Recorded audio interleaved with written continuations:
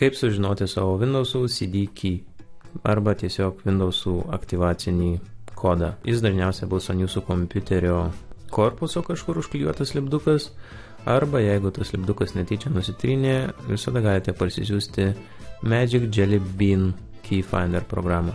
Tiesiog eikite į Google ir įveskite Magic Jelly Bean Key Finder, ieškokite portable versijos, jos instaliuoti nereikia ir pirmas Google rezultatas.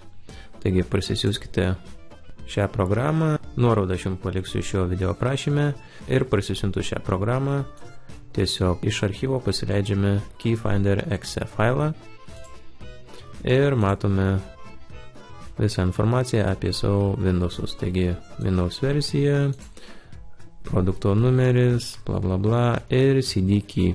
Štai viskas, labai naudinga maža programėlė. Jeigu turite klausimų, būtinai palikite juos komentaruose. Iki.